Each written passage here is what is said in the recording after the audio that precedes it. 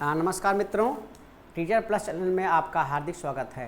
मैं डॉक्टर संगम लाल तिवारी आपको आज प्रवक्ता के पाठ्यक्रम में सम्मिलित आचार्य मम्मट प्रणीत काव्य प्रकाश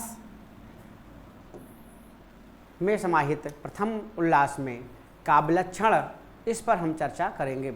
यह लगभग सभी राज्यों में प्रवक्ता के पाठ्यक्रम में सम्मिलित है। आचार्य मम्मट कृत काव्य प्रकाश, उसी में हम काव्य लक्षण में आज आपसे चर्चा करेंगे। देखिए, काव्य लक्षण में तददोषौ शब्दार्थौ सगुणा वनलंकृति पुनः क्वापि। यह आचार्य मम्मट ने अपने काव्य प्रकाश में यह लक्षण उन्होंने दिया है।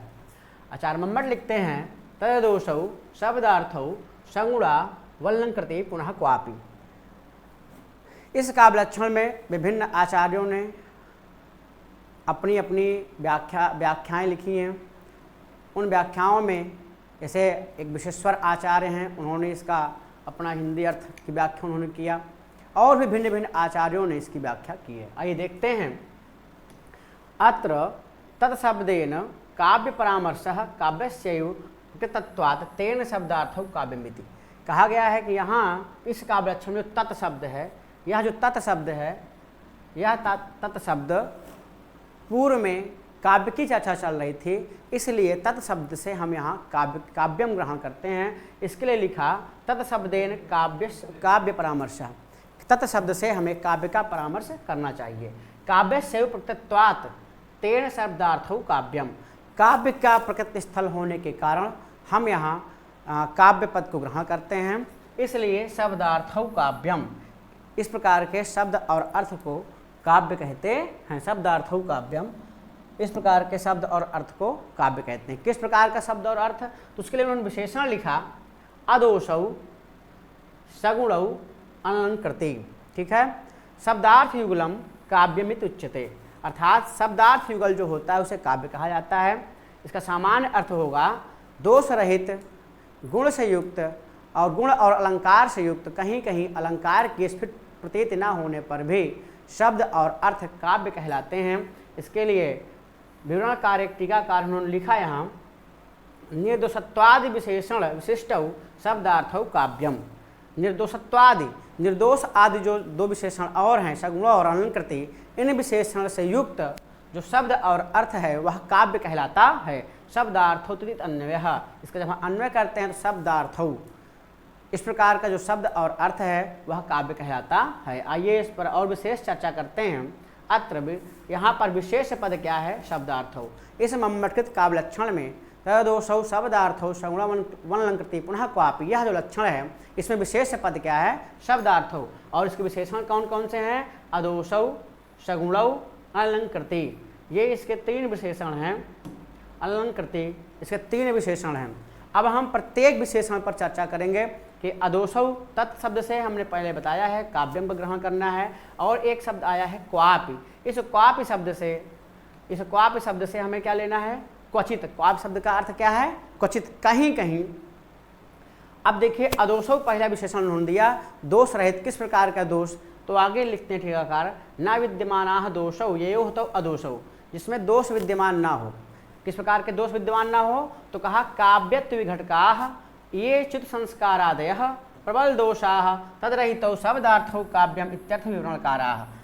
विवरणकार ने लिखा है कि काव्यत्व विघटताः, जो काव्य को विघटन करें, काव्य को नष्ट करें, इस प्रकार के चित्त संस्कार आदि जो दोष हैं, जो प्रबल दोष हैं, उनसे रहित शब्द और अर्थ काव्य कहलाता है। ऐसा विवरणकार एक व्याख्याकार हैं आचार्य मम्मट के काव्य प्रकाश, उन्होंने टीका लिखी है, विवरण टीका एक नाम की टीका है, उस टीका में यह संग्रहित है।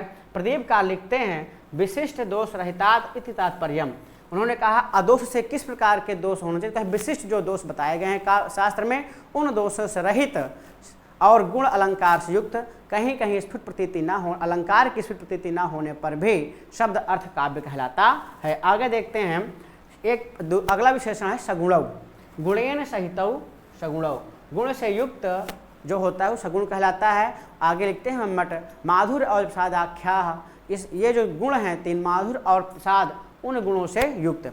मित्रों यहाँ पर समझना ये है कि गुण जो है किसका धर्म है? आत्मा। गुण जो है आत्मा का, रस जो है आत्मा का धर्म है और शरीर के धर्म नहीं है। जबकि हमारे यहाँ बताया गया है शब्दार्थो शरीरम, शब्द और अर्थ काव्य के शरीर हैं, जबकि रस जो है आत्मा है। तो जो गुण किसके धर्म है? रस के।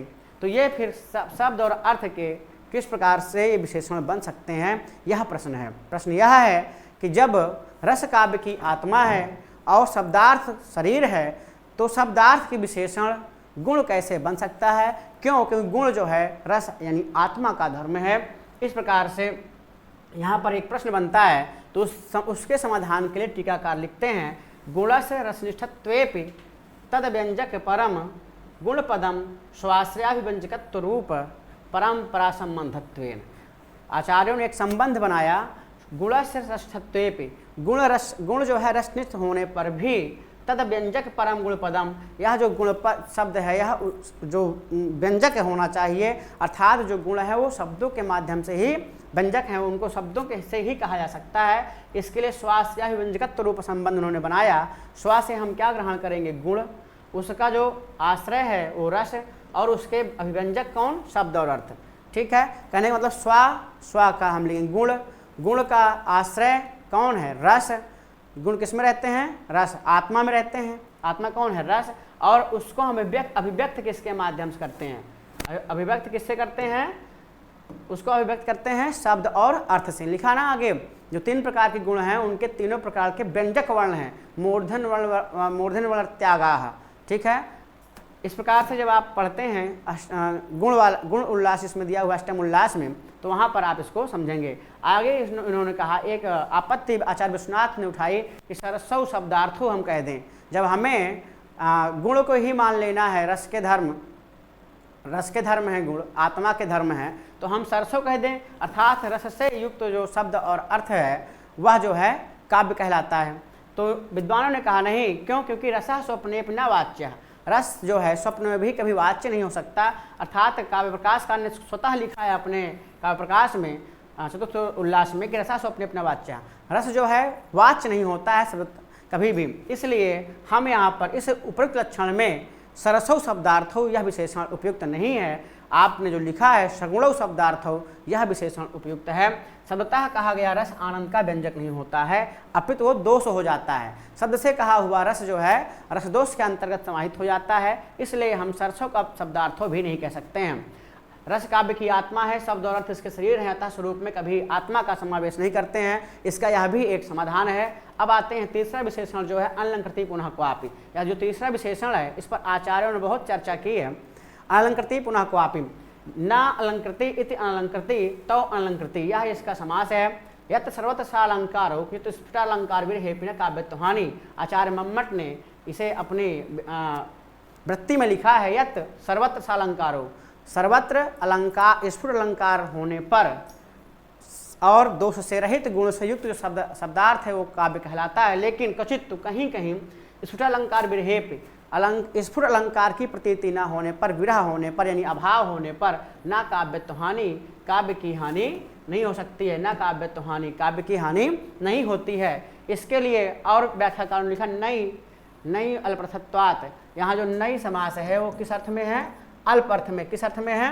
अल्प अर्थ में है, यानी ईषद अर्थ में, थोड़े अर्थ में है। इसके लिए लिखा अल्पतस्या। अल्प का अर्थ क्या लेंगे? तो कहा अत्र स्फुटत्व एवं विश्रमात्, अस्फुट अर्थ लेना है। यहाँ अल्प का अर्थ क्या है? अस्फुट। अलंकृति पुनः क्वापितनेन अपि स्फुट अलंकारस्य क्वचिदेव काव्यत्वं यत्र सादिहि स्फुटो न तु सर्वत्रित। कहते हैं कहीं कहीं जब रस आदि स्फुट ना, रसादि की प्रधानता हो और अलंकार स्फुट ना हो, उसके लिए हम यहाँ पर अलंकृति शब्द का आचार्य मम्मट ने प्रयोग किया है। अलंकृति इति अनेन स्फुटता रूप ईषद अर्थता बल लभ्यमिति। कहते हैं ईषद अर्थ में, विवरणकार ने टीका में लिखा है अपने कि अलंकृति इति नयो, अलंकृति में यह जो नई समास है वह ईषद अर्थ में है, थोड़े अर्थ में है, ऐसा उन्होंने कहा है। अलंकृति इत्यत्र इस दर्थे नहीं अनुद्रा कन्या इत्यादि। जैसे कहा अनुद्रा कन्या, कन्या है तो निश्चित रूप से उदर होगा। ठीक है, उसी प्रकार से यहाँ पर अनुद्रा कन्या इत्यादि जो प्रयोग बनते हैं उसी प्रकार से यहाँ पर अलंकृति में नई समास आपको मानना चाहिए। इस तत्व च अत्र हृदय संवेद विषयत्व रूप स्फुरत्वमेव, कहा कि ईसत्व चात्र, ईसत का अर्थ यहाँ पर क्या लेंगे, तो कहा कि हृदय संवेद, जब श्रोता या पाठक को झटित जो है प्रतीयमान नहीं होता है अलंकार, वहाँ पर हम ईसत का अर्थ ये लेंगे।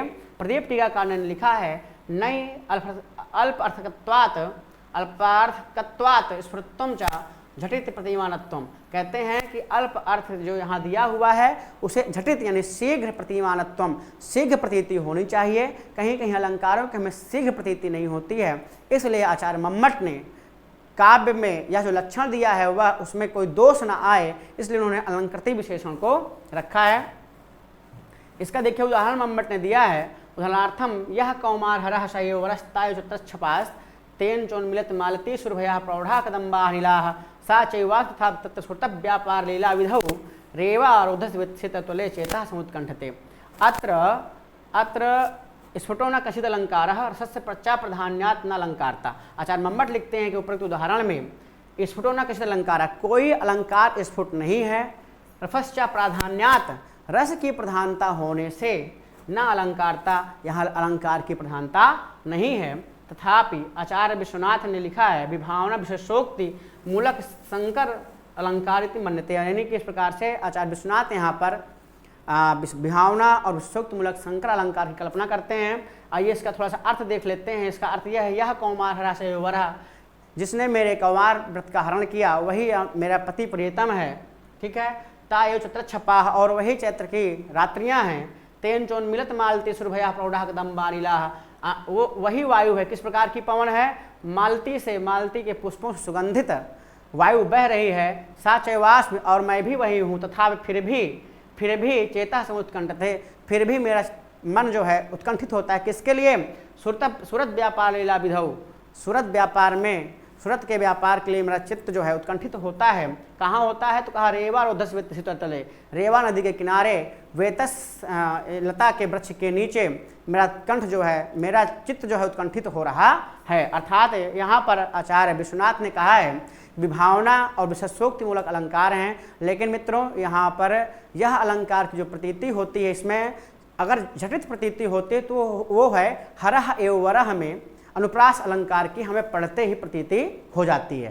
प्रतीति तो होती है, लेकिन अनुप्रास अलंकार चूँकि यह श्रृंगार रस से संबंधित उदाहरण है और श्रृंगार रस के वर्ण भिन्न हैं, और हरः एव वरः यह अनुप्रास में जो आवृत्ति है ये यहाँ रस अनुप्रास अलंकार के यानी श्रृंगार रस के अनुकूल वर्ण ना होने के कारण हम इनको इस अनुप्रास अलंकार की गणना यहाँ नहीं करते हैं। अब आते हैं विभावना और विशेषोक्ति में। जो आचार्य विश्वनाथ ने कहा कि यहाँ विभावना और विशेषोक्ति है, तो विभावना और विशेषोक्ति इसलिए नहीं है क्योंकि यहाँ आर्थिक प्रतीति है।